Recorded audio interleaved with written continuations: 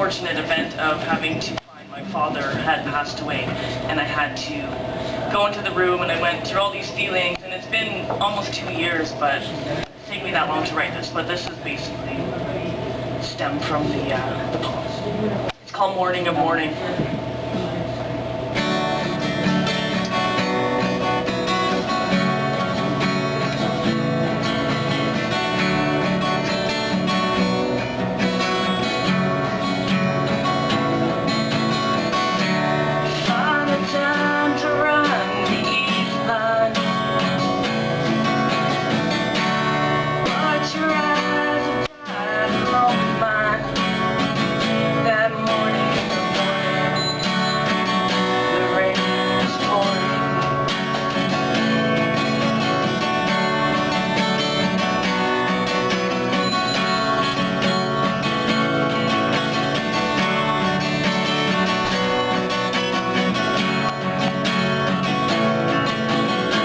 I crept to the room where you slept. Your body's gone, but your soul's still there.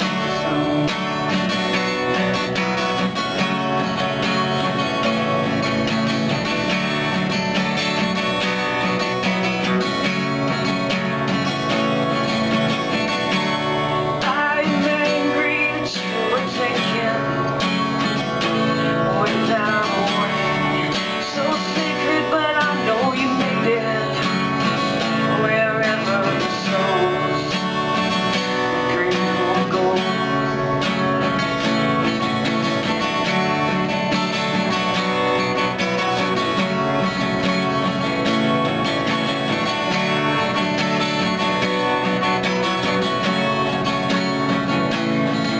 It's quiet, I crept to the room where you slept. Your body's gone, but your soul's still so quiet. I crept to the room where you slept.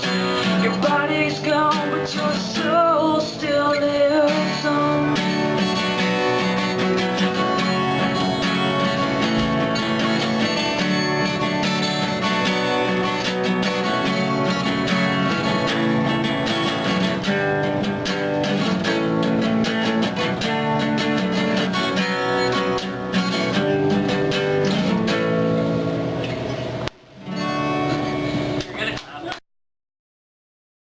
Experience lifelong physical injuries. Hockey culture. I like the game called hockey. Hockey culture. My favorite part is watching the Zamboni. Yes, Don Cherry may then come to his senses. You know, I actually saw the full-length two-way mirror on the wall in a special toilet stall in a bathroom in Maple Leaf Gardens. What the hell was that all about? Spying on and targeting young women? Or was that one for the children? Oh, Don will say, that was the past. Hockey culture ain't like that anymore. Oh yeah? Prove it.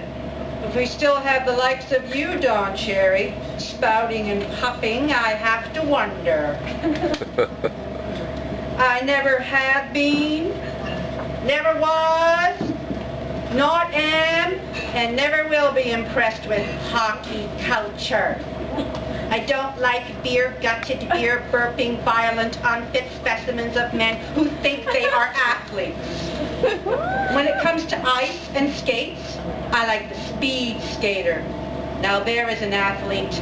Look at that form and muscle control. Plus, you can actually see their lovely godlike bodies. I prefer figure skaters. Now there again is an athlete, and great outfits to look at. Those sequins. Hockey culture. I couldn't stand them at the neighborhood hockey rink when I was a kid. Always in my way while I was trying to skate, which, by the way, I was much better than them at, as I had to constantly skate around them, while all the while having to avoid the shoves and the trips, while also dodging the puck and jumping over hockey sticks, and having to listen them scream, "Get off the ice!" Oh, was that me you were screaming at? I always wondered, who were they screaming at? We didn't have a TV at that point. I'd never seen a hockey game. And back then, skating shack rules were not posted, nor were the schedules. Oh, I can see why you mistakenly thought I was a hockey groupie. Far from it. Had no idea. I had skates, there was ice. I would have been a great referee. Now there must be a coveted job. I am not your bounty. Excerpt. Bosnian women say tomato, Canadian women say tomato. Anna Maria Tremonti on CBC The Current aired an interview with two Bosnian women 20 years after they kept their children. In the subterranean pimp-run ghetto hockey culture in Canada, there actually are women who have had the same experience as these women in Bosnia. The only thing missing was the declared war and violence. Canadian ghetto hockey women simply getting drunk and having been convinced they are goddesses of some kind. It takes a lot of booze, drugs, and conning to keep them convinced. They actually don't mind they have no idea who the fathers of their children are. Nazis were the same. And in Canada, this has been going on for generations, from the very top to the very bottom, with parents feeling blessed they had a daughter they could offer up for this enterprise, made having a daughter worthwhile. However, you know, there could be trouble soon on the horizon with all the gay rights. I now fear boys, especially with that two-way mirror that was in Maple Leaf Gardens, will be chosen over girls to perhaps be pool boys and the like. Well, at least the boys will have to be conscious. I hope there's another side to this story. Ladies? I'll bet they don't offer this little gem about Canadian culture in the handout package at the immigration office. I'm an immigrant. They never told me. I became a Canadian citizen. They still didn't tell me.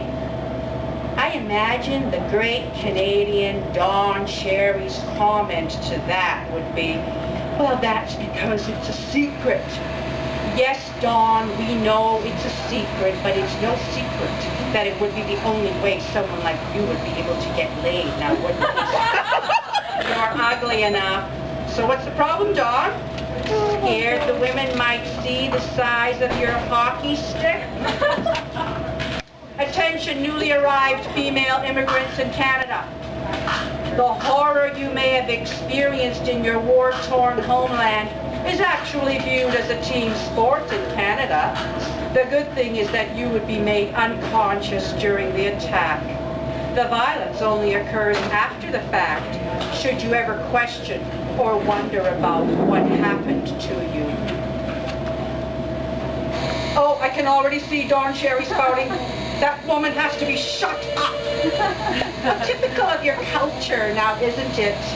When you have been found out, or something is too complex for you, and the woman calls on you for the response, and then your response is to shut her up. Oh, I dare say you'd just love to take a swing at me now, wouldn't you?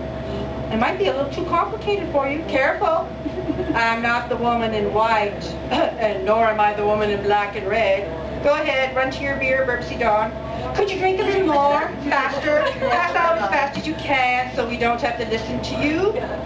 Seeing you passed out without having to listen and just be able to gaze at your colorful attire would be so much more interesting. I like the pink jacket. It's going to make a nice cushion for my couch. I promise I won't rifle through your pockets when you're unconscious. So, Don Cherry, care to tell the audience why this woman has to be shut up? We are all listening.